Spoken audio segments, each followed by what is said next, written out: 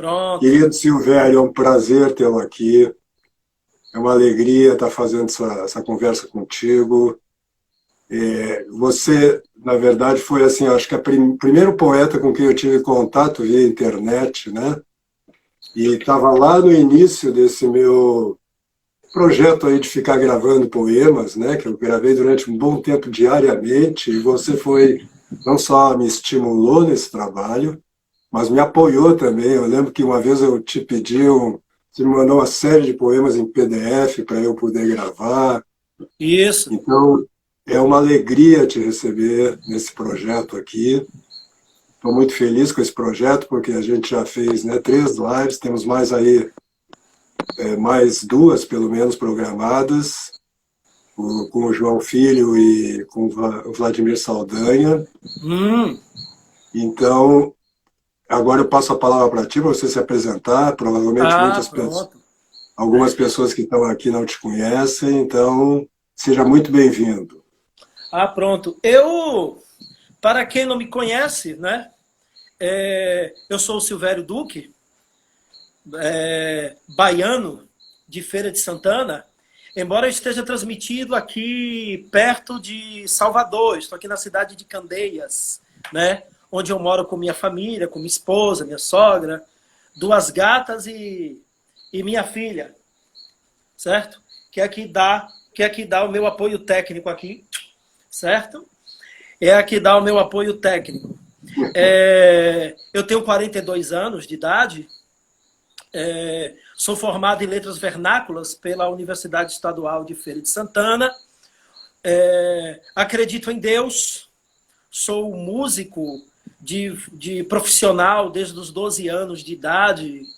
Eu, eu não consigo pensar na minha vida sem música, eu sou um apaixonado pela música de uma maneira geral.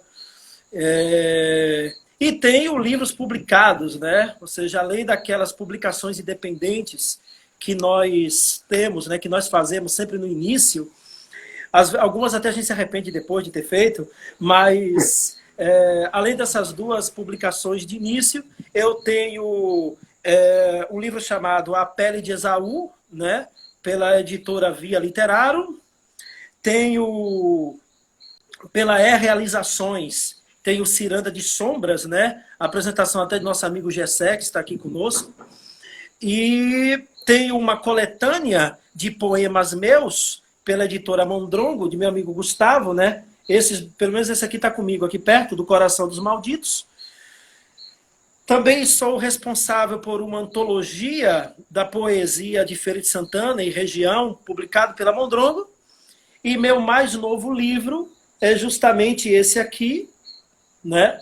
Fartura e Ossos, também publicado pela Mondrongo, livro novo, livro publicado ali no finalzinho do ano passado. A literatura, a literatura faz parte da minha vida desde molecote, né? Foi lendo Padre Vieira, né? Acho que um contato assim que eu me lembro assim, da literatura ter me dado assim uma revelação, por assim dizer, porque antes eu era um apaixonado pelas ciências, acredite, né? Ou seja, eu cheguei a uma época da minha vida que eu não lia outra coisa que não fosse dentro da área das ciências. Aliás, a área que eu tenho uma paixão incrível, principalmente a parte da astronomia, da biologia, da botânica, o funcionamento do corpo humano, essas coisas todas. Quando criança mesmo, eu tinha um sonho que na minha vida era ser um paleontólogo, imagine só. Depois virei músico e, por fim, um professor e um poeta. Minha mãe, antes de morrer, dizia que nunca viu uma pessoa com tanto talento para não ganhar dinheiro. Certo? Essa era uma coisa assim fantástica. Mas, pelo que eu me lembre, eu li um texto em uma pequena antologia de escola, um livro escolar de minha mãe, e era um livro sobre literatura portuguesa, algo hoje praticamente esquecido no ensino didático hoje, salvo alguns heróis. E lá havia um texto do padre Antônio Vieira, um pequeno trecho de um sermão em que ele dizia, ele começava citando Santo Agostinho, eu não me lembro agora que sermão é esse. Se algum dos nossos amigos da área das letras poder me ajudar nisso. Ele dizia justamente assim, queres saber o que é uma alma? Olhai para um corpo sem alma.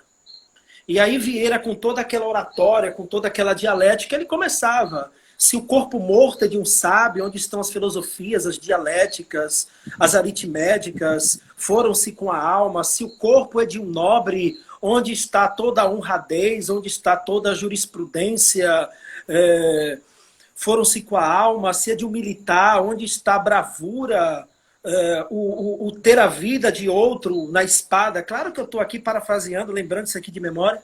Vieira escreve isso muito bonito, mas eu lembro que isso me causou aquilo que Platão, né, vai chamar de... Me causou aquele patos, foi aquele estranhamento. Eu também não me entreguei de cara à literatura necessariamente a partir daí, mas aquilo matutou. Eu era um menino, devia ter o que? A idade de minha filha quando li isso. E aquela coisa ficou, aquele estranhamento ficou anos a fio, até quando, obviamente, na escola, no ensino médio, eu ter contato realmente com a literatura e aí ver Fernando Pessoa, Camões. Nesse livro já havia Camões, já havia Fernando Pessoa. Eles tiravam até os livros, os poemas daquela antologia da Cecília Meirelles, né? Poetas Novos de Portugal. Ali, pela primeira vez, eu li Pessoa. Pela primeira vez, eu li Mário de Sá Carneiro. Mas também tive contato com Camões, com Antero de Quental, com essa de Queiroz, tudo no livrinho didático. Mas foi esse texto do Vieira que, até hoje, é algo que me causa... Me causa uma certa... como eu poderia dizer, uma certa memória afetiva. É um texto que eu sempre estou ali revendo e tudo mais. A obra de Vieira em si é uma obra fantástica, mas esse texto, ele começou, né, tudo.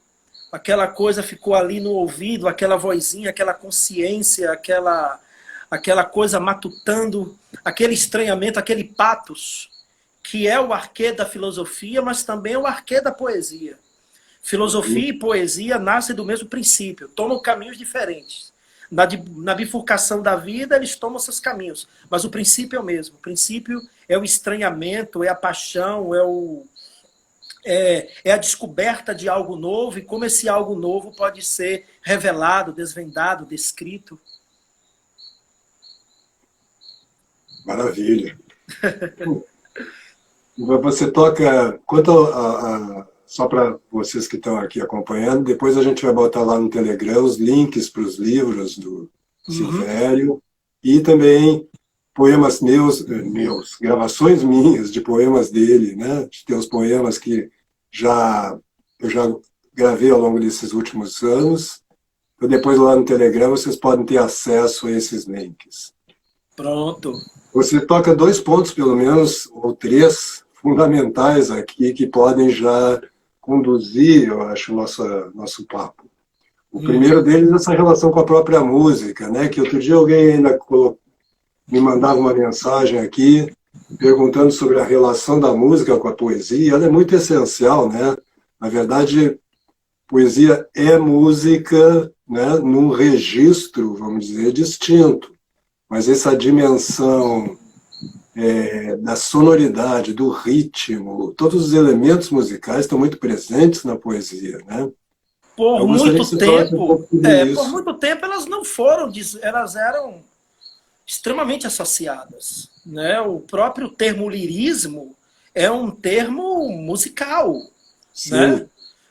A lírica, né? O vem de lira é um conhecimento básico, mas além disso, ou seja, mas mesmo quando a música e a poesia resolveram cada um tomar o seu canto, a poesia, por assim dizer, teve que se reinventar e teve que criar sua própria musicalidade, teve que criar o seu próprio ritmo. Então, eu acho que o Fernando Pessoa estava completamente coberto de razão quando ele diz a poesia, a música que você faz com palavras. Ou seja, um poema que não consegue, digamos assim, não tem a sua musicalidade, ele é um poema fadado a muitos problemas. Ele precisa ter o seu ritmo, ele precisa ter, digamos assim, as suas sonoridades e tudo mais. Alguns movimentos, alguns poetas em si, souberam ouvir muito bem isso e colocaram essas coisas em um plano assim bem direto, né?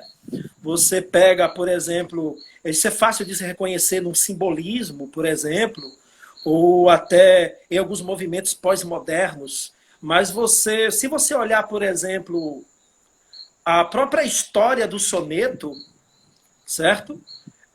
Se você olhar Camões, e depois você passa aí para um outro grande mestre do sonetário de língua portuguesa, você pega um Bocage, você pega depois um Antero de Quental, passe para os poetas modernos, de uma maneira geral, faça isso no Brasil, faça isso em qualquer lugar, são os mesmos 14 versos, são os mesmos decassílabos, obviamente, mas o ritmo muda, a musicalidade é outra. E ela muda também com a época.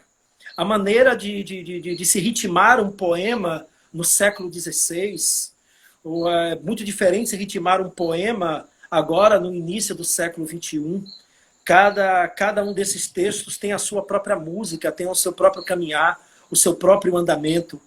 Um poeta que sabe ver isso, sabe escutar isso, é um poeta que de mão cheia, não tenha dúvidas disso. Eu, inclusive, falo muito com o nosso amigo Eupídio, né? Eu e Eupídio, a gente já tem um trabalho antigo com relação a traduções e tudo mais, e é uma coisa que eu sempre digo para ele: olha, Eupídio, eu preciso ouvir. Aí é uma coisa que tanto ele quanto a Cristina fazem comigo na hora da gente adaptar, traduzir um determinado texto, ouvir na língua original, sentir o ritmo da poesia, sentir as suas vogais, as suas consoantes, os seus sibilados e tudo mais, como o poeta se comporta, como o poeta entende essa musicalidade, tanto sua quanto de sua própria língua. Isso é demasiadamente importante, isso deveria ser levado em consideração para qualquer escritor, para qualquer tradutor, principalmente alguém que se arvora a traduzir poesia, por exemplo. Sim. Como você disse no início, né, na origem, a gente sabe que os poemas, por exemplo, da Ilíada, da Odisseia, eram cantados. Sim. E a própria tragédia grega, eu tenho estudado esse semestre com os alunos as tragédias, era praticamente tudo ali era cantado, em modos diferentes, né? Em modos diferentes, em tons diferentes. A poesia absorvia vários campos, não só na Grécia clássica, mas no mundo antigo, e seguiu Idade Média à frente com uma tonalidade, com um ritmo, com uma coisa que eram muito próprias. A música era muito levada a sério, essas coisas eram muito levadas a sério, até porque numa época em que a palavra escrita ainda era problemática sobre vários aspectos, a poesia e a música literalmente levavam para frente essas coisas, né? Era quem era de fato responsável por passar as ideias, as fórmulas e tudo mais. Quem não aprendeu com música, por exemplo? Seja de nossa geração, ou antes de nós, ou nossos filhos que cantam para os nossos netos e tudo mais. A gente aprende com música. A música é uma das primeiras coisas que está no nosso aprendizado. Quando você está ali ninando o seu filho, balançando numa rede e tudo mais, qual é o primeiro contato afetivo que ele tem ao lado do seio da mãe, ao lado do braço protetor do pai, se não é uma canção de ninar, se não é um cantarolar, não é verdade? Sim. E nós perdemos muito isso hoje, né? Sim, perdemos muito. Nós vivemos num momento de transição, me parece, que ainda é muito nascente, né? Porque nós tivemos a chamada famosa galáxia Gutenberg, né? Quer dizer, quando surge a escrita, né? Num primeiro momento, e ela traz até hoje muitas vantagens no sentido de dar acesso, né, e de comunicar às pessoas à distância, né, os pensamentos, os próprios poemas, os romances, etc. Ao mesmo tempo, ela foi criando uma distância, né, entre a palavra escrita e a palavra dita, né, e isto se acentuou muito. Agora, com a internet, com os meios eletrônicos, onde é fácil, nós estamos aqui conversando, né, à distância, quase, né, numa relação, essa relação virtual hoje se tornou quase palpável, né, devido à tecnologia. Nós estamos num novo momento em que talvez a gente possa superar isso, né, encontrar outros meios, vamos dizer assim, para recuperar a palavra falada, que é a palavra no sentido próprio, né? Eu comentava outro dia, numa conversa também, já várias vezes andei falando sobre isso, que as pessoas hoje em dia confundem o sinal gráfico da palavra com a palavra propriamente dita, né? Ou seja, a letra da palavra, a letra em si, ela é morta, né? Parece que houve problema de conexão aqui. Acho que travou lá com o Silvério. Vamos esperar um pouquinho, porque houve aqui um problema de conexão lá. Alguém pode me informar se está... Ó, caiu. Silvério saiu. Então vamos esperar um pouco, que ele deve estar entrando de novo.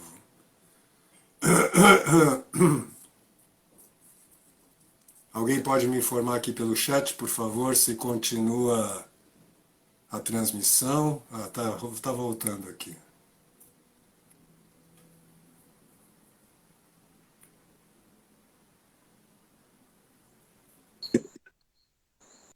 Pronto, estamos de volta. Pronto, estamos de volta. Então nós dizíamos que eu dizia que há uma confusão muitas vezes entre o sinal gráfico e a palavra propriamente dita, não é? A gente quase que assim, por um hábito de leitura puramente mental e abstrata, vamos dizer assim, as pessoas não percebem mais o som das palavras que estão ali escritas. Não, é quase quase uma doença mesmo a leitura. Isso você percebe isso, né, como é forte. As pessoas não têm mais os sons da palavra. Não é? É uma espécie de grafismo excessivo. Isso é uma consequência de vários fatores, obviamente. Mas, para falar a verdade, hoje é muito difícil, porque no nosso, sabe, nesse mundo que a gente vive, de uma velocidade assim muito louca, a gente não tem escutado muita coisa no final das contas, né? Eu acho engraçado, por exemplo, que não se escuta nem música. Você já parou para reparar que hoje as pessoas nem sequer escutam música? Elas podem escutar uma batida, uma pancada, uma coisa do tipo, mas hoje, por exemplo, para você parar para ouvir uma melodia mais simples, isso fica muito... Isso evidencia um problema, uma decadência terrível, né? Eu mesmo mostrando a meus alunos, certa feita, né, mostrando inclusive essa questão da sonoridade, alguns poemas, usei vários exemplos, inclusive aquele poema A Cavalgada, do Raimundo Correia, de como ele constrói gradativamente uma cena, tanto imagética quanto sonora, né? Silêncio.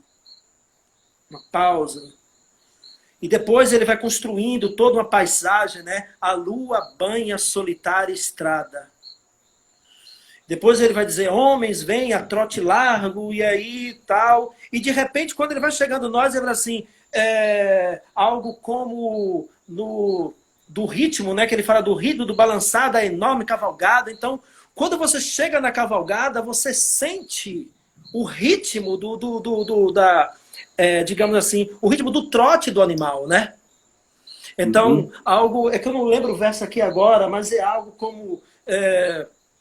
o ritmo ficaria mais ou menos paracatá, paracatá, caracataca, né? Ou seja, algo como do balançar, da enorme cavalgada, ou vira para o cavalgado, ou seja, ele acaba criando um ritmo e você consegue não só ver a construção da imagem, a construção de uma cena que aos poucos vai se enchendo, como você também consegue ver a construção sonora de uma paisagem até então silenciosa e calma, que é perturbada sobre vários aspectos por aquele som, e que depois, passando aquilo ali, ela volta. É interessante que o último verso é justamente a retomada do primeiro, a retomada da ideia, da imagem, né?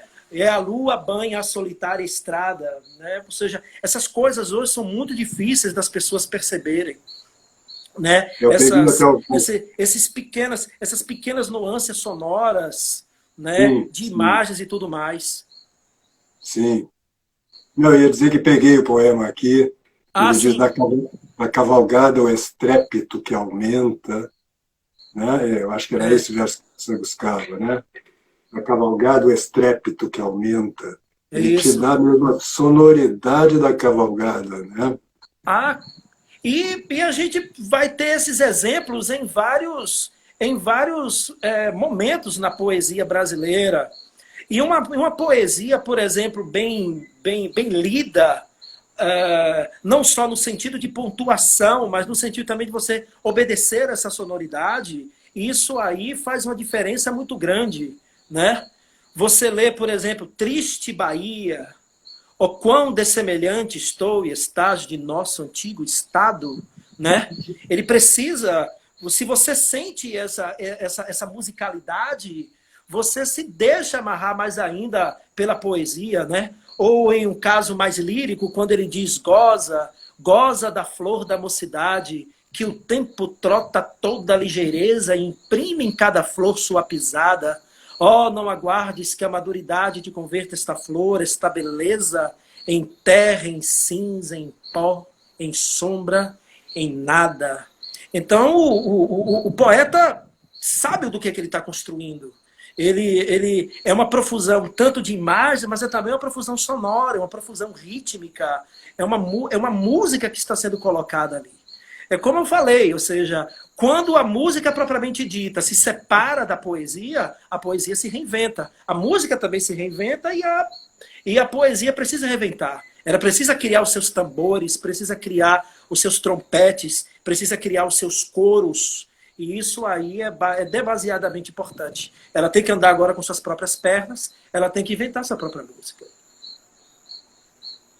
Você trabalha como professor também, né? Sim, professor de literatura, atualmente professor de literatura e história da arte. Porque os meninos, né, a gente vê que isso desapareceu da nossa educação, praticamente. As artes em geral, mas falo aqui especificamente da poesia falada, esses versos que você tem na memória, né, eles vão como que nos dando não só uma noção de sonoridades e de ritmos, né, mas eles nos dão possibilidade de expressão também. Eles vão... Com certeza. Nos humanizando. Nós éramos obrigados a fazer uma leitura, não é verdade?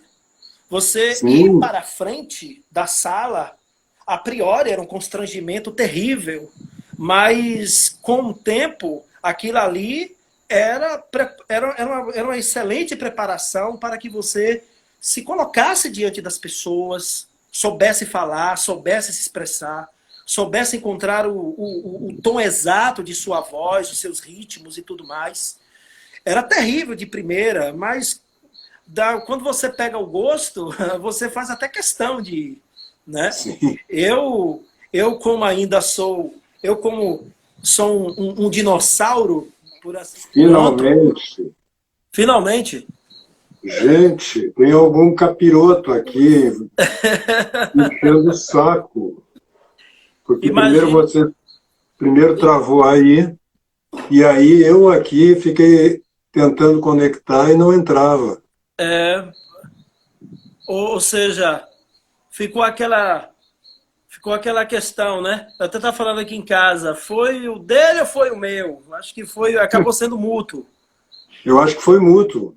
É, Foi mútuo, porque aqui eu tive que reiniciar o modem, eu fiz a mas mesma coisa. vamos É, esperar um pouquinho só, as pessoas estão entrando de volta, mas de qualquer forma ficou gravado.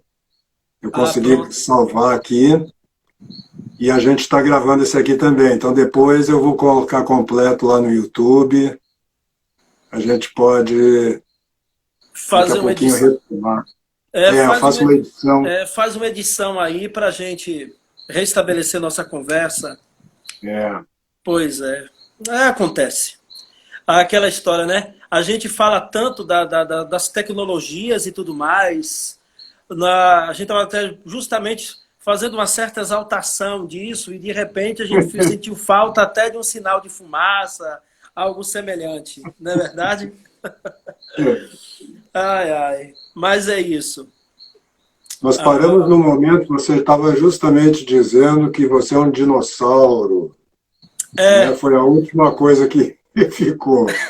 foi isso mesmo. Mas eu não Eu me era um, lembro dentro de que eu dizendo que eu contexto era um é isso. dinossauro, mas como eu sempre digo, alguns dinossauros são do início do Triássico, outros são do final do Cretáceo.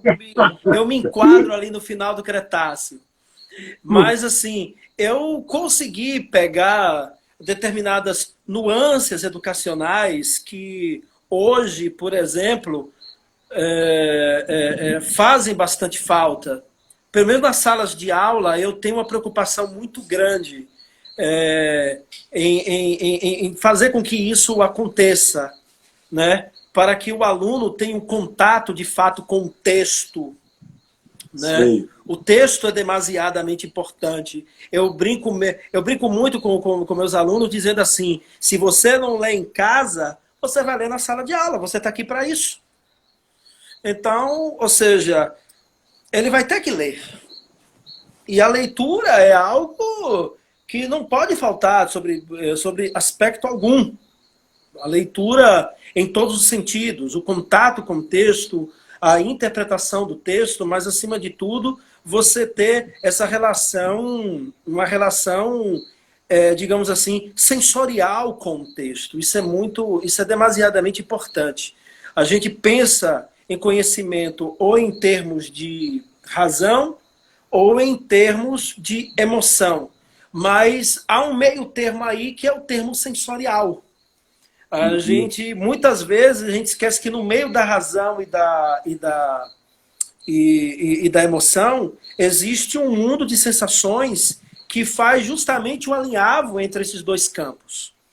Né? Um poema tem que ser sentido, uma música precisa ser sentida, o contato, você, Malê, que é um homem do teatro, você sabe que o contato com a sala do teatro, os cheiros das cadeiras, a luz do palco incidindo ali à sua frente, o fato, você tá ali na sala de cinema, a tela, o ambiente, o som, esse campo precisa ser retomado. sim. Me parece que as pessoas têm esquecido muito disso, têm esquecido de sentir. São enganados por falsas sensações, mas algumas sensações verdadeiras acabam se perdendo. Isso por quê? Porque me parece que no mundo de hoje as pessoas não conseguem muito ficar sozinhas. Você já reparou nisso? Se você pega, por exemplo, um metrô, um ônibus, ou mesmo se você repara no trânsito, um carro com uma família, tirando o motorista porque não tem um jeito, e mesmo assim ele está acenando, gritando, conversando, ajeitando o rádio, as crianças estão ao celular, a mulher está vendo o WhatsApp ou folheando alguma coisa, você reparou como nós dificilmente conseguimos ficar sozinhos, de fato? E quando eu digo sozinhos, sozinhos conosco, de fato. Aquela sensação, por exemplo, eu estava até brincando com o pessoal, poxa, eu até aparei a barba para ficar menos feio durante a live, né? Então, por exemplo, são momentos assim que nessa vida que a gente vive, são pouquíssimos momentos que as pessoas, de uma maneira geral, têm para olharem para si, para estarem em silêncio, para terem um contato de fato consigo mesmas. E isso você perde no campo racional, você perde no campo emocional e você perde também nesse campo das sensações, né? Esse campo que Tomás de Aquino já dizia que era tão importante, que ele não acreditava que nada na razão ia para lá sem que primeiro estivesse aos olhos, ao ouvido, ao tato, ao paladar, né? E às vezes a gente perde esse contato sensorial com muita coisa, né? Justamente porque nós não temos assim, nós parece que cada vez mais a gente perde esse costume, certo? Esse gosto de ficar com a gente mesmo. Parece que nós não nos suportamos. E essa pandemia aí, toda essa ideia de ficar em casa, a gente acabou descobrindo que conviver com os nossos, conviver conosco, para muitos tem sido a pior das convivências. Você já reparou? Sim, sim. Porque também esse plano das sensações, né, o plano dos sentidos, parece que assim ele é estimulado unicamente neste mesmo plano. Ou seja, no plano onde há um retorno imediato aos sentidos, no plano do prazer. Né? É como se houvesse um curto-circuito aí no plano físico, e aí não alimenta a imaginação. É como se os estímulos sensoriais que nos chegam ficassem só no plano do corpo e não se integrassem à nossa personalidade, não é? E portanto, isso torna tudo prosaico, no pior sentido da palavra. Tudo, no pior sentido da palavra, porque a gente acaba tendo uma relação com as coisas, muitas vezes, apenas na casca. Sim. A maioria das pessoas infelizmente, vai ver o mundo muito pela casca. Mas quando a gente vê que determinados lugares, onde determinadas, por assim dizer, instituições, não sei se essa seria a melhor palavra, mas que seriam responsáveis para que a gente tenha essa visão, né? Essa maneira de sentir, acaba sendo justamente onde essas coisas começam a ser podadas, né? É muito complicado. É aquilo que a gente estava falando um pouco antes, né? Como está se perdendo até mesmo ninar uma criança, né? As pessoas, por exemplo, me parece que não lembram nenhuma canção de ninar, ou tem que recorrer ao YouTube, a galinha pintadinha. Não que isso não seja ruim de todo, mas mostra, por exemplo, uma total falta de uma bagagem. Uma bagagem histórica, uma bagagem emocional, uma bagagem moral, uma bagagem cultural, lírica, que só nos faz com que nos tornemos cada vez mais vazios, por assim dizer, né? É verdade. Isso está essencialmente ligado à educação, né? É aí que, vamos dizer, esse projeto dos poderosos deste mundo, enfim, tá mais centrado, né? Desconectando, fazendo a desconexão lá na primeira infância, né? Entre o sentido, vamos dizer, entre a forma das coisas e a sua dimensão física. Você fica só nesse plano físico, né, pensando, porque a nossa alma, no sentido de psiquismo, ela é um universo, não é? Mas, na maioria dos nossos contemporâneos, esse universo está fragmentado, né? Está foi como que implodido, de maneira que as imagens, os sons, as palavras, tudo que está na nossa memória não tem articulação entre si, né? Então as pessoas vivem num plano da diversão, no sentido próprio da palavra, né? E aí, claro, numa situação como essa que a gente está vivendo, né, elas se defrontam exatamente com uma espécie de caos psíquico no qual elas estão vivendo e que a própria ordem física, na situação normal, vamos dizer, assegura uma certa estabilidade, né? Então, é triste porque acaba mostrando que o apoio que as pessoas encontram para ter um certo equilíbrio depende do seu entorno puramente material. A realidade é sempre aquilo que nos é mostrado.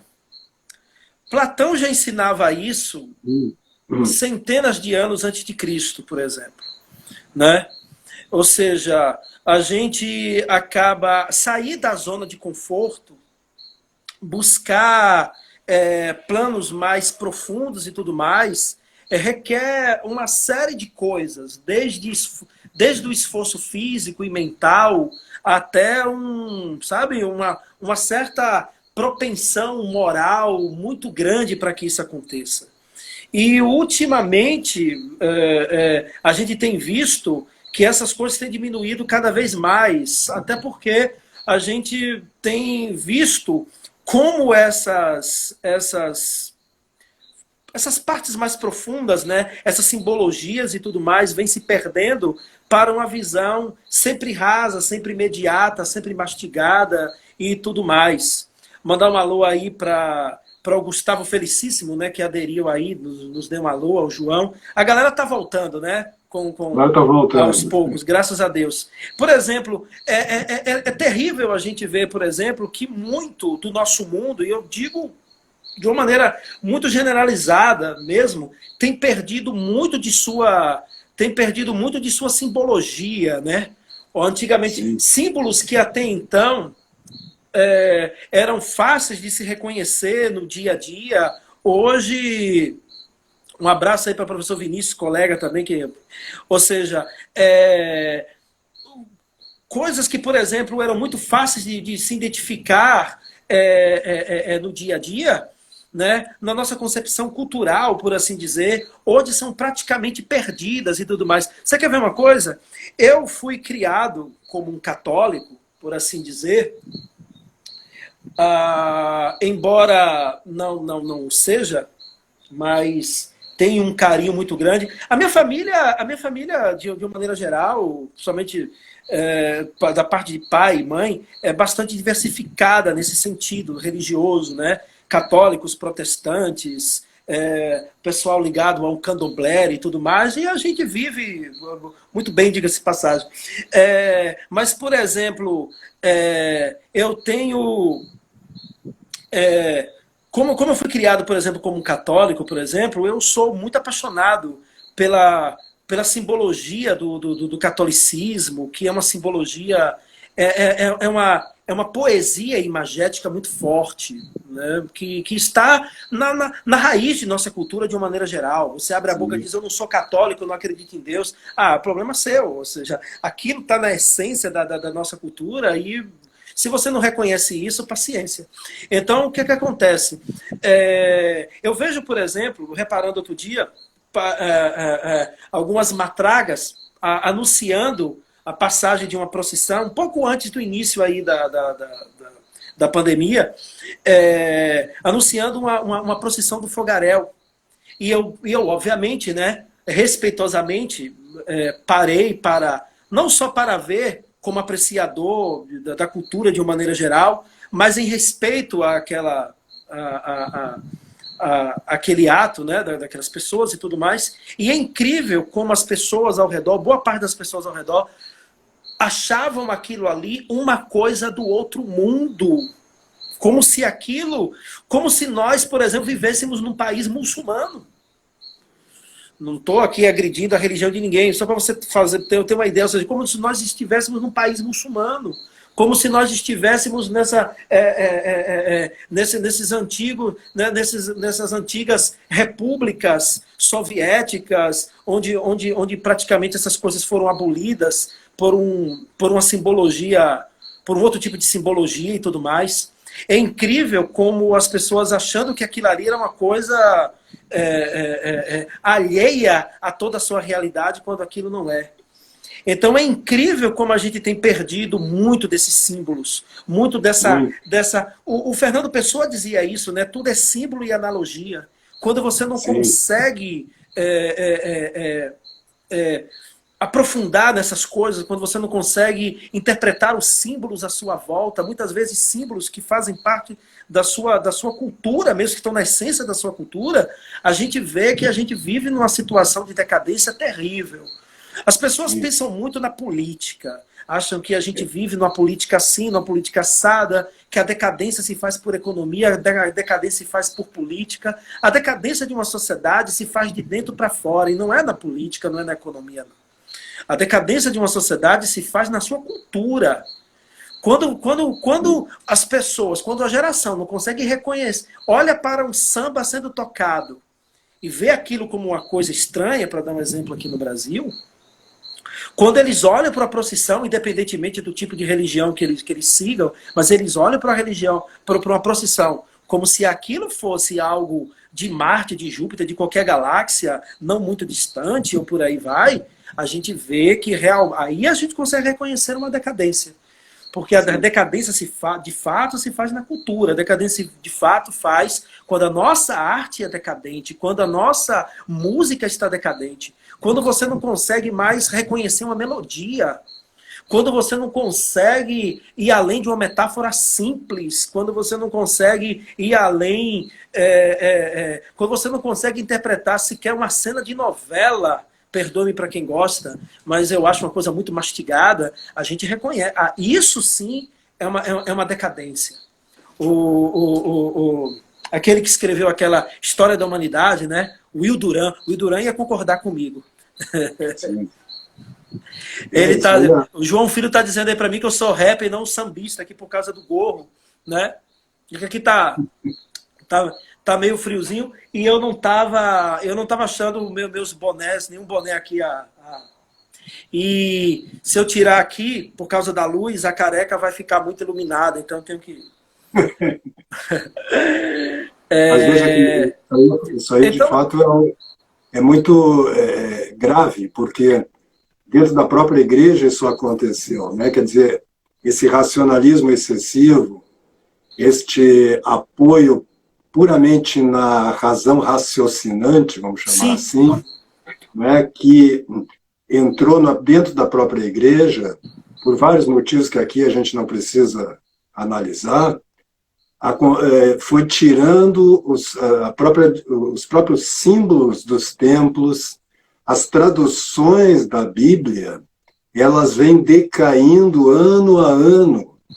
Nós não temos mais, porque elas, em vez de manter a dimensão poética do original, elas tentam traduzir isto racionalmente. Então elas tentam explicar o símbolo dentro do próprio símbolo. Isso não é possível. Isso é horrível. Você está matando o símbolo. Você está matando o símbolo. Primeiro você está assinando um atestado de burrice. E depois você está matando o símbolo fazendo isso. Certo? Claro. Isso não acontece, por exemplo, só no catolicismo, não. Por exemplo, se você for olhar o protestantismo, se você for olhar, por exemplo, os hinos protestantes mais clássicos, por assim dizer, né? O protestantismo sempre teve uma música mais enérgica, a certeza da salvação, para quem conhece muito bem os princípios, tanto de Lutero, Calvino e tudo mais, a certeza da salvação já ali presente no tal. Aí, são coisas que têm se perdido muito, né? É quase como você, aquela história, eu estou na igreja, mas eu não sei se eu vou para os, eu digo assim, eu não sei se poderei ser salvo, ou coisa do tipo, aí você olha assim e diz assim, poxa, então por que você está aí? É espírita tendo medo de fantasma, é cristão duvidando da salvação, duvidando da ressurreição e tudo mais, ou então interpretando o símbolo de uma maneira muito direta, por exemplo, né? Moisés, e Deus caminhava ao lado de Moisés. Eu acho como o Bernardo Souto falou, acho que foi o Bernardo Souto que falou na última live, sim, e fica parecendo que o pessoal, pô, será que vocês acham mesmo que Deus se materializa ali, fica ali do lado de Moisés caminhando? Ou seja, você não entende que aquilo ali, aquele caminhar do lado, é um Deus que se faz presente no coração de uma pessoa, isso, aquilo, outro, tudo mais. E a Bíblia tem uma dimensão poética muito grande. E aí, muitas vezes, você fica se preocupando em você, literalmente, traduzir para uma linguagem mais fácil, pegando o atalho, o pior atalho possível, sabe? O caminho é mais curto, mas você acaba, as chances de você ser atropelado, a chance de você ser picado por cobra, de ser entrado no matagal ainda é muito maior. Às vezes é melhor pegar o caminho mais longo e seguro do que um atalho fácil e perigoso. A gente vê muito isso no atalho. Quer ver um exemplo assim, até banal, mas que eu acho que identifica muito isso? As pessoas reclamarem da letra do hino nacional brasileiro. Eu acho incrível isso, pessoal. Tudo bem, eu levei também um tempo, quando menino, para saber o que era o lábaro que ostenta estrelado, mas depois que eu descobri, achei isso maravilhoso. Mas a grande questão é que as pessoas... Poxa, é uma coisa que se resolve com dicionário, meu amigo. Em nome de Jesus, não me faça uma coisa dessa. Não me assine um atestado de imbecilidade, não é? Ou seja, é uma coisa que você, na minha época, diga-se passagem, você fazia num dicionário. Hoje você faz com o Google, ainda se faz mais fácil ainda. Então, não há razão de você reclamar. Porque você destrói todo. Primeiro, porque você destrói todo um contexto histórico, social, ao qual aquela letra está inserida. E depois você assina um atestado pleno da sua incapacidade, não porque você é burro, mas porque você é preguiçoso, né? Você não quer, você quer o fácil, você quer a comida mastigada. Meu professor, amigo Danilo, é do melhor hino do Brasil. Eu também acho. Mas de todos os hinos que eu conheço, é o único que é alegro. É o único que não é daquela solenidade quase que metida besta, por assim dizer, que não é majestoso o adágio, né? Pelo contrário, ele é alegre, ele está em tempo de marcha, ele é enérgico. É um hino melodicamente bonito, a letra é bonita e acabou. É verdade. Alguém perguntava também qual é a melhor tradução da Bíblia. A melhor tradução é em português, mas é da Vulgata e não dos textos em grego, diretamente do grego, é do padre Antônio Pereira de Figueiredo. Uhum. Essa tradução, ela acho que não foi reeditada mais, você deve encontrar em sebo. Ela foi editada pela Barça. Né, ela vinha junto com a Barça há muitos anos atrás, não sei se isso ainda hoje existe. Mas essa tradução você encontra pelo menos em PDF na internet, e ela é de uma qualidade poética excelente, é a melhor tradução que a gente tem. A tradução protestante do padre João Ferreira de Almeida, por exemplo, ela foi tão renovada, ela foi tão revista, insuportavelmente modificada, que hoje, ou seja, ela foi tão renovada que eles acabaram desgraçando ela completamente. Certo? Eu tenho, por exemplo, uma edição dos anos 80 que é de um primor, um cuidado linguístico fora do comum. Hoje você olha assim e diz, poxa, a gente tem que dar o melhor para Deus.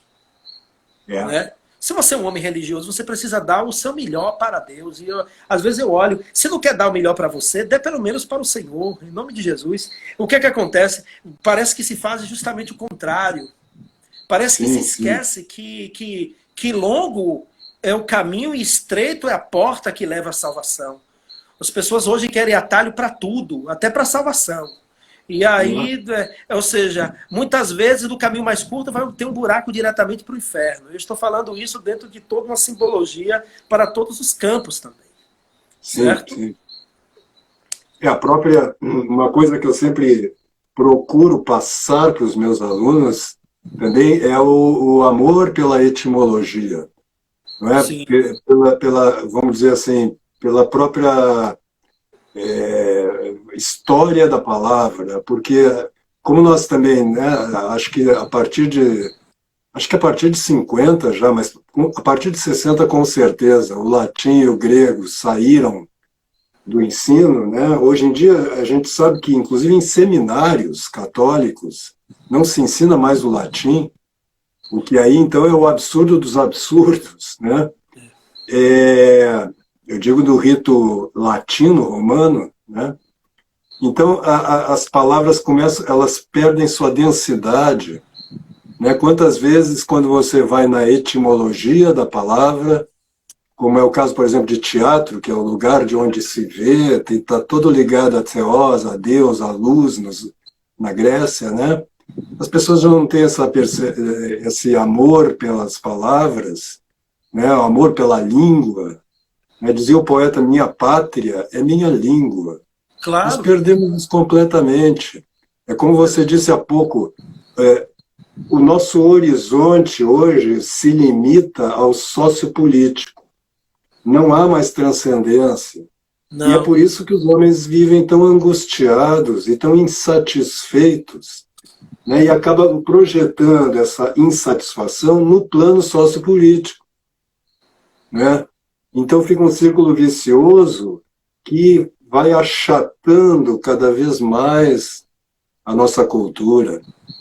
A gente viu, né, nos últimos anos, eu ainda sou mais velho que você e vi há mais tempo, vamos dizer assim, esse desaparecimento gradual. Você vive aí em Feira de Santana, não, você não vive hoje em Feira de Santana, né?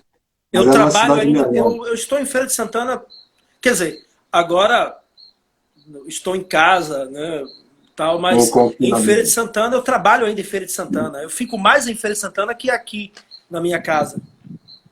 Mas mesmo em todas as cidades menores, estão desaparecendo as tradições poéticas e culturais das cidades.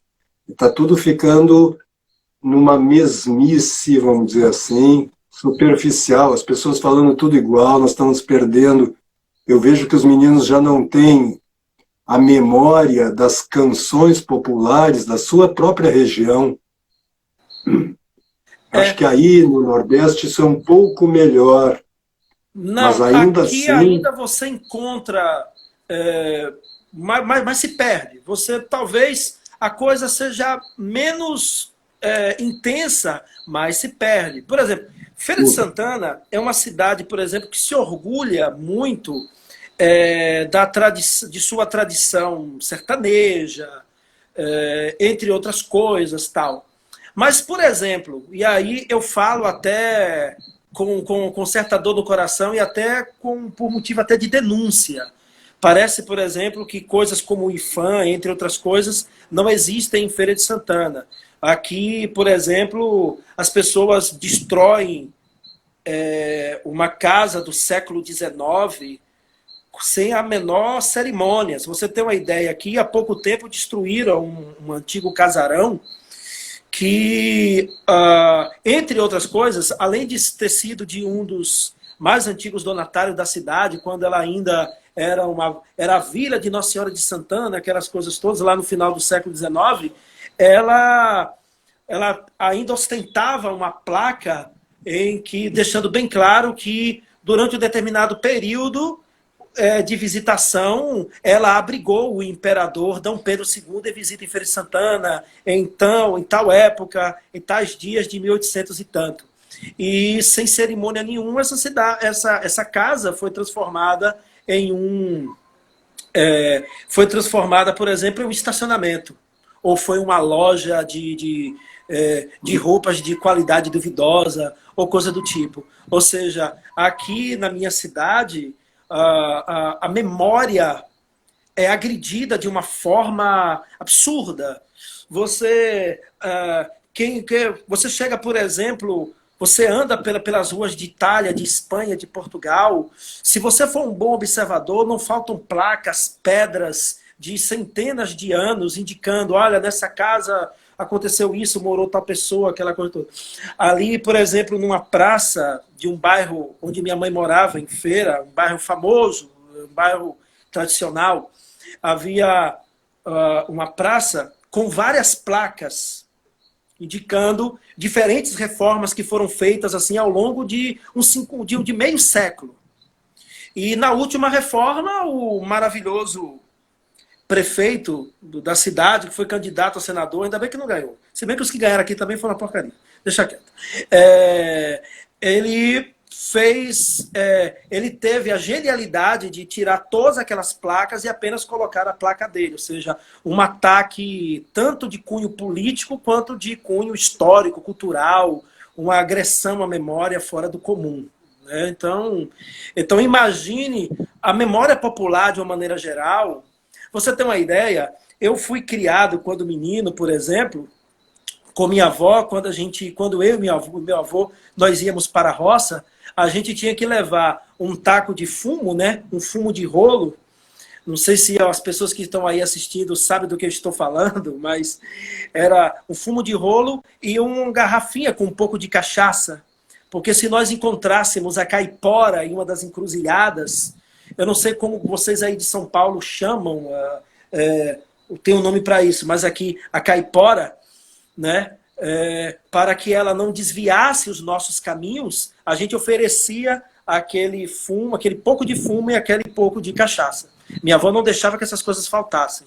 Ou seja, nós nunca vimos a caipora, mas a cachaça e o fumo também nunca voltou.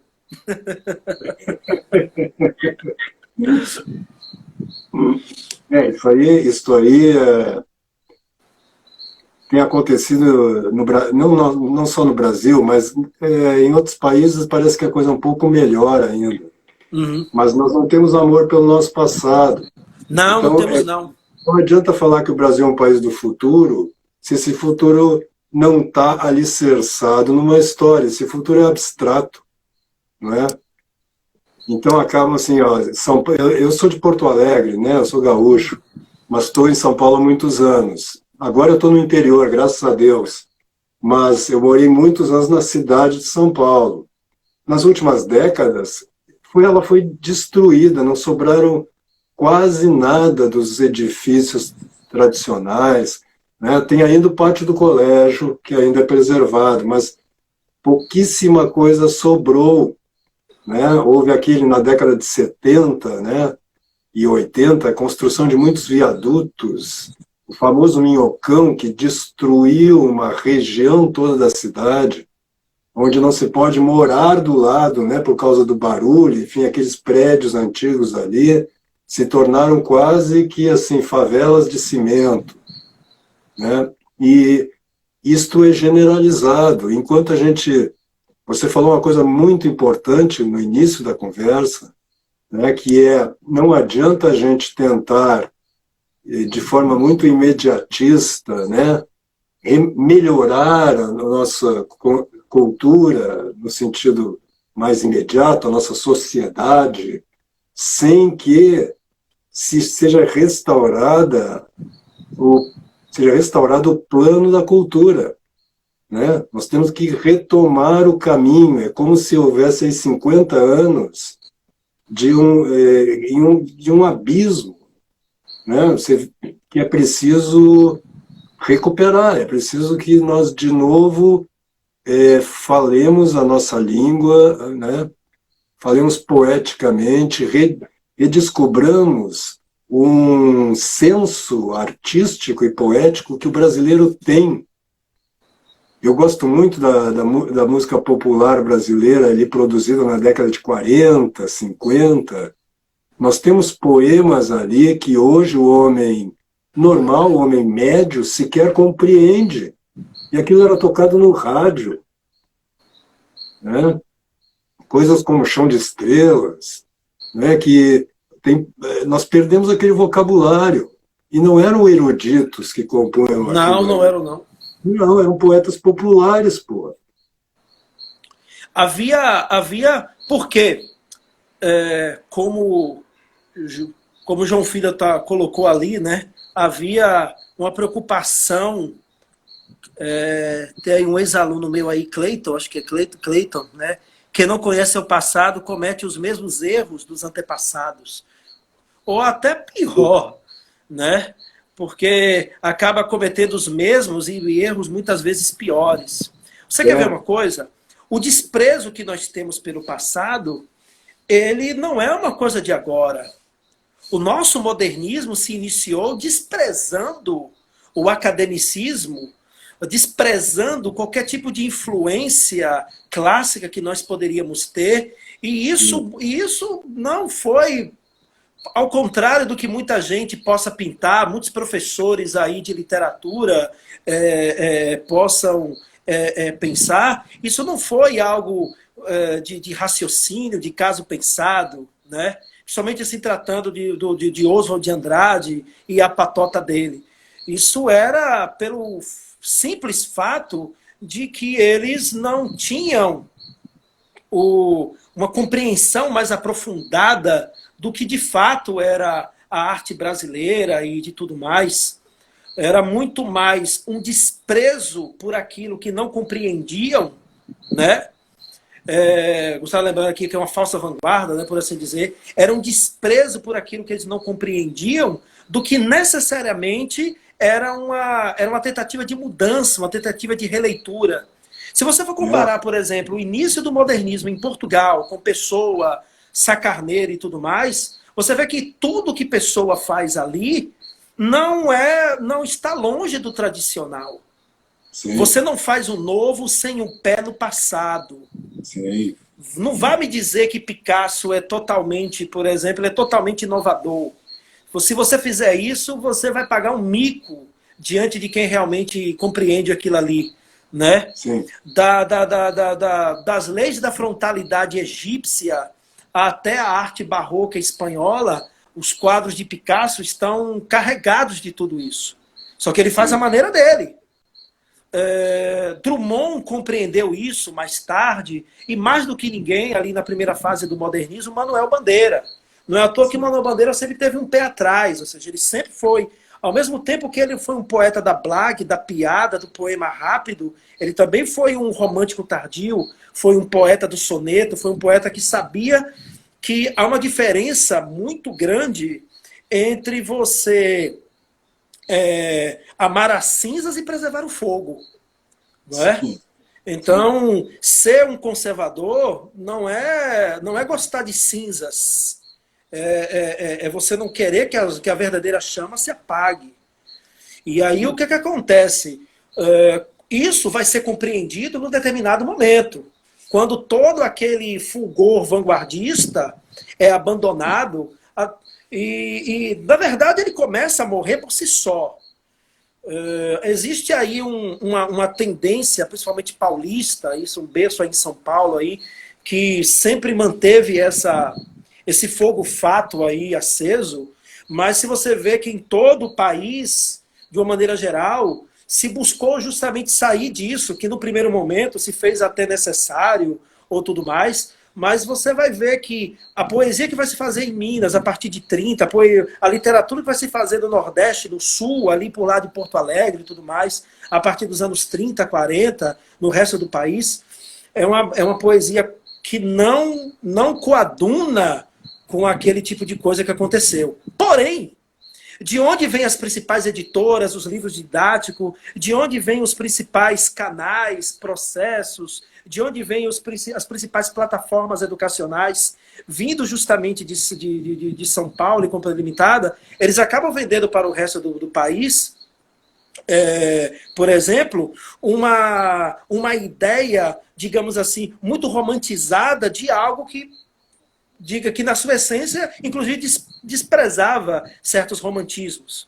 Que é você colocar, por exemplo, a vanguarda paulista como se fosse o verdadeiro baluarte, a Semana de Arte Moderna, por exemplo, como se fosse o verdadeiro alicerce do modernismo do Brasil, desprezando, inclusive, artistas que não só participaram de 22, como Anita Mafaldi, mas que vieram de outras manifestações, tal, um pouco antes, e que ajudaram a fundar o modernismo no país. A ideia de que a geração de 22 foi o pilar fundamental do modernismo do Brasil é só para quem não lê. Se você pega o Euclides da Cunha, se você vai ler Augusto dos Anjos, se você vai ler o Monteiro Lobato, se você vai ler o Lima Barreto, você vai ver que nada que os paulistas alardearam, os paulistas de 22, principalmente aquela turminha lá do Oswald, alardearam como se fosse a descoberta da pólvora por parte deles, na verdade já estava em Lima Barreto, já estava nos últimos realistas, estava aí Machado de Assis, e foi trabalhado muito melhor por uma geração que veio depois dele, diga-se passagem. Certo? Então, se você vê, a própria poesia foi uma poesia que durante muito tempo no Brasil começou desprezando a tradição, desprezando o passado, querendo se sustentar em um espaço vazio. E, claro, teve gente que percebeu isso rápido, Gilberto Freire, Drummond, Manuel Bandeira, se saíram logo desse pessoal. Mas tem muita gente que ainda vai nessa onda, tem muita gente que vai nessa ideia. Eu lhe digo uma coisa, por experiência própria, tanto como professor, quanto poeta, por gente que conhece esse pessoal todo. A pessoa que não gosta de soneto, a pessoa que despreza as formas, que despreza determinadas coisas, é muito mais para esconder a sua insatisfação, sua total falta de aptidão para essas coisas, do que necessariamente uma crítica direta, racionalizada, pensada a respeito disso, certo? Claro, a gente também, eu não vou virar aqui o arauto da arte conservadora ou tudo mais, até porque eu acho que no Brasil esses paradoxos políticos sociais destroem tudo. Por exemplo, a esquerda não consegue ver nada além da vanguarda. Boa parte da direita, ou seja, clama por uma arte clássica, por uma arte erudita, por uma arte profunda, que eles sequer de fato entendem. Se você apertar uns arautos aí do conservadorismo, eles não sabem a diferença de um soneto e de um cordel e querem pousar dos guetes da Tupiniquins por aqui. Tá certo? Então, o que acontece é que no meio dessa briga, quem realmente quer fazer uma poesia de verdade, né? Quem realmente quer fazer uma poesia séria, em que você consiga compreender que para fazer um soneto, ou para fazer um poema livre, para estar perto de uma forma, digamos assim, mais moderna, mais condizente com o nosso dia, ou os nossos dias, sei lá, ou mais próximo de uma arte, por assim dizer, mais próxima dos clássicos e tudo mais, isso não tem nada a ver com essas coisas que se alardeiam por aí. Entendeu? Sem dúvida alguma. Inclusive essa ideia da semana de 22, ali, desse modernismo, que rompeu, vamos dizer, com Portugal, né, com a língua portuguesa, com a tradição da língua portuguesa, como uma espécie de rebeldia, ela, na verdade, estava imitando as vanguardas, especialmente francesas ali, né? Só que lá, esse eu acho que é um problema que a gente precisa discutir por um lado e resolver por um outro, e começar a resolver, que é a catástrofe que gerou esses movimentos da primeira metade do século, as vanguardas, porque eles ali, eu sempre cito um texto do Artaud, que dizia, é preciso queimar as obras de arte. E eu digo, claro, mas você já as absorveu todas, aí você pode se dar o luxo de queimar. E as gerações que vêm depois, né? Então se começou a imitar isso sem ter, na verdade, o que destruir, né? Tem um texto do Nelson que ele fala sobre a língua portuguesa e também ele diz isso no final. Nós estamos recém construindo a nossa língua, então nós vamos negar o quê? Nós vamos destruir o quê? Nós não temos esse cabedal de tradição por trás para fazer uma ruptura tão radical como essas vanguardas fizeram, e que morreu alguns anos depois. Então, é preciso não ter essa ilusão de que, destruindo o passado, é que nós vamos fazer o novo. É o contrário disto. Como você dizia há pouco. Só o fato de serem vanguardas, elas já nascem, por exemplo, quase que numa tentativa frustrada de se livrarem, por exemplo, do crivo do tempo. Sim. Mas algumas vanguardas, justamente por não terem um conteúdo suficiente para se alicerçar, elas têm uma vida muito curta. Mas se você for olhar, por exemplo, as vanguardas mais radicais, no sentido formal, mas ao mesmo tempo muito bem alicerçadas com o passado, como foram o expressionismo, o surrealismo e mesmo o fauvismo e o cubismo, elas nos influenciam até hoje. E nos sentimos até, de certa forma, confortáveis com elas. Por quê? Porque elas não eram destruidoras, elas eram reformuladoras. Elas viam o passado e o presente por uma outra óptica. Mas não adianta, você vai passar pelo crivo do tempo, você vai passar pelo crivo da cultura, e ou você se eterniza, ou você se junta à lama e bosta de tudo aquilo que vai morrer e se deteriorar com o tempo.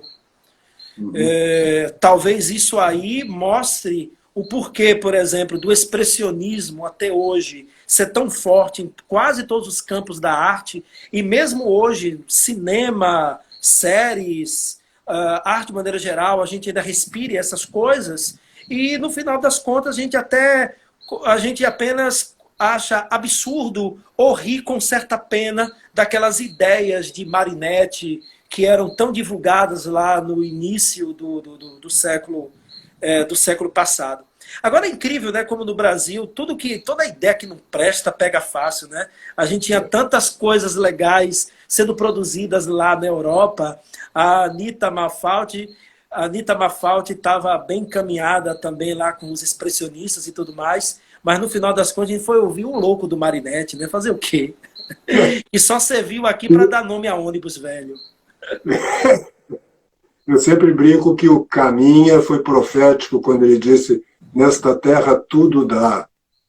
Claro. Porque é impressionante isso, como tudo mesmo vinga no Brasil, as coisas mais absurdas, as coisas mais estapafúrdias, encontram um terreno fértil. Aliás, que país do mundo pode se orgulhar de ter iniciado sua história e sua literatura quase que ao mesmo tempo, né?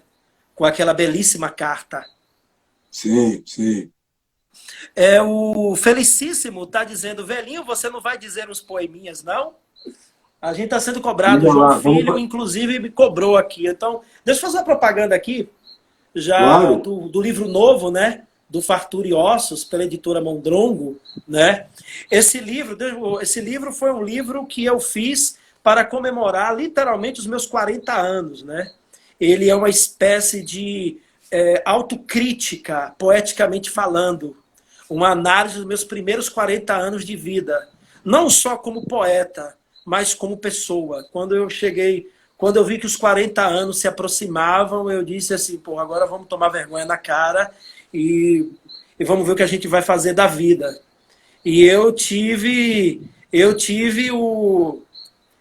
mudanças assim muito radicais, desde, por exemplo, mudar o meu estilo de vida, estilo alimentar e tudo mais, perder quase 20 quilos, né? Hoje, por exemplo, eu me orgulho de ter, aos 42 anos, eu tenho, por exemplo, um corpo que eu não tinha aos 32, uma disposição física que eu não tinha há 10 anos atrás, por assim dizer. Ao mesmo tempo, me tornei um leitor, um admirador das artes muito mais reflexivo e, ao mesmo tempo, muito mais uma peneira, um funil cada vez mais estreito, por assim dizer. Em termos de música aqui em casa, se não se está abaixo de Tom Jobim, de Miles Davis, dificilmente entra aqui, né? A gente vai ficando velho, vai ficando chato. Mas é um chato bom. E aí esse livro, né, ele fala um pouco disso.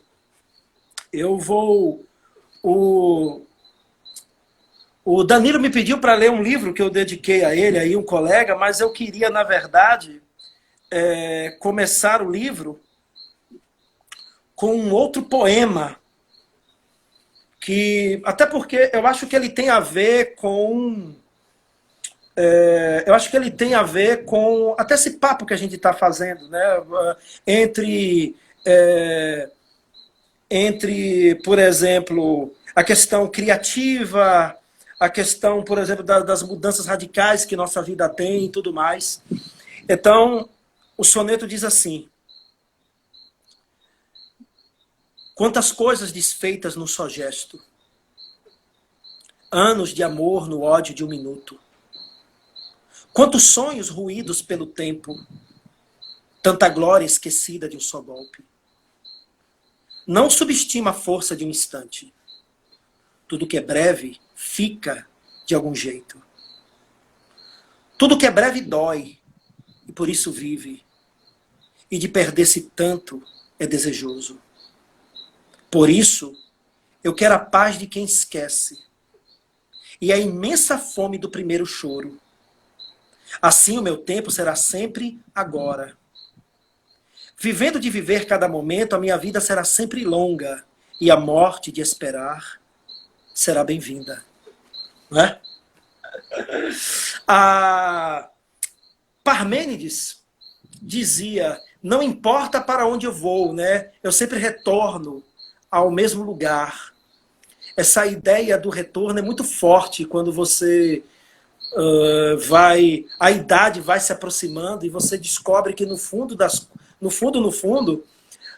as coisas mais importantes não estão muitas vezes em tudo aquilo que você almejava, queria, tão cheio de ousadia, tal. Às vezes você mais jovem queria conquistar o mundo, outras galáxias, outros universos, e de repente quando você descobre que as coisas mais gostosas da vida estão ali bem pertinho de você e tudo mais, isso mostra que no fundo nós estamos sempre destinados a voltar à nossa essência.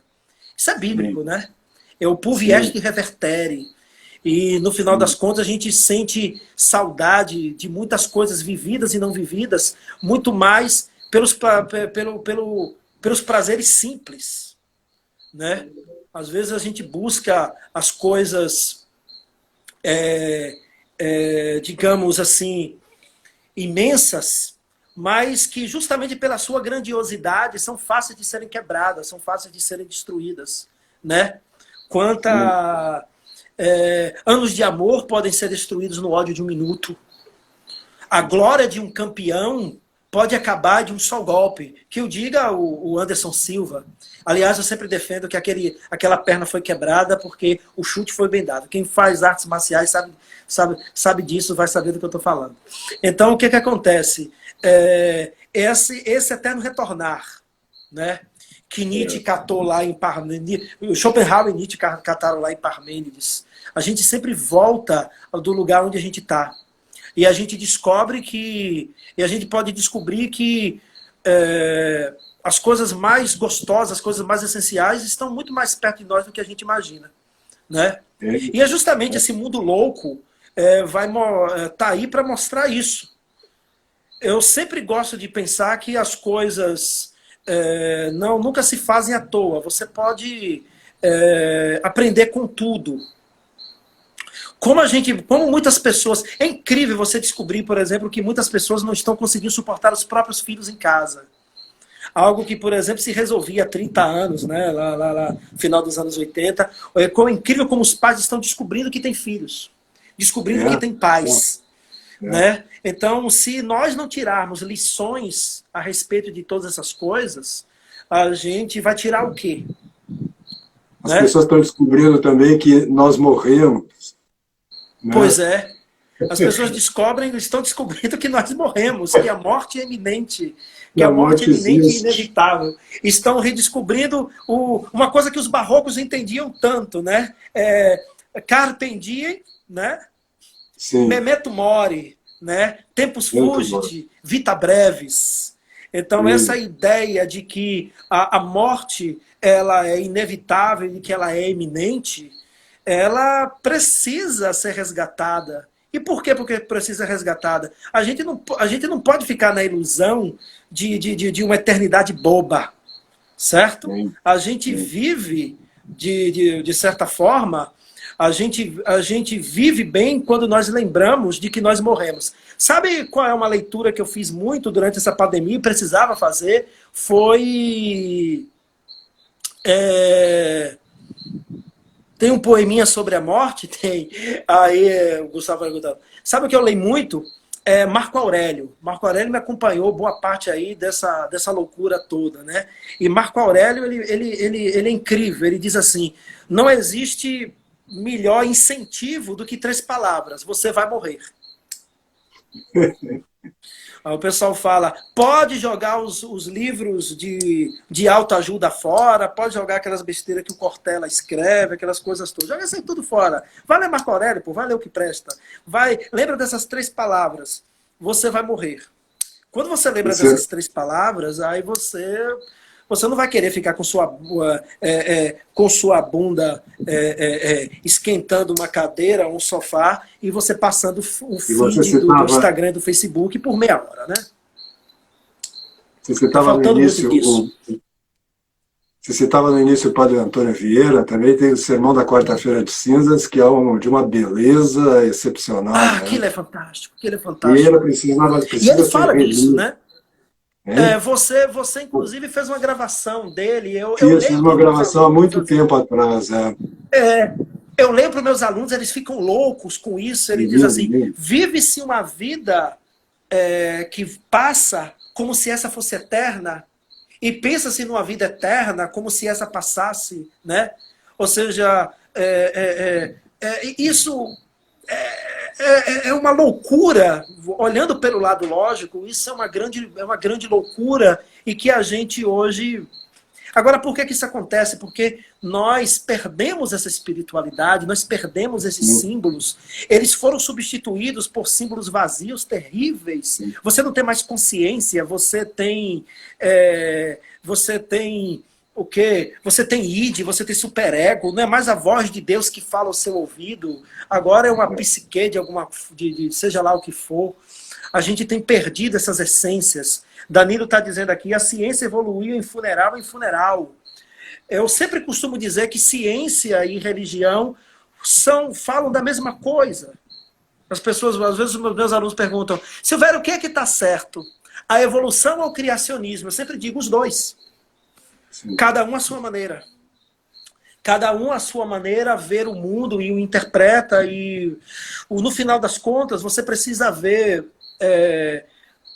como que cada um desses trabalha em sua vida. O problema é quando nós temos um e nós não experimentamos o outro. Ou por achar que aquele é tão certo e tão eficaz que a gente despreza aquela outra coisa a fazer. Para que coisa pior na nossa existência, na nossa vida, por exemplo, do que a gente ter uma crítica literária que 99,999% é marxista? Um sistema filosófico fuleiro, usar uma palavra bem baiana, um sistema filosófico fuleiro, que é paupérrimo de psicologia e não tem nenhuma metafísica. Tu acha que pode interpretar a arte egípcia antiga? Você acha que vai interpretar os símbolos de uma igreja gótica? Ou seja,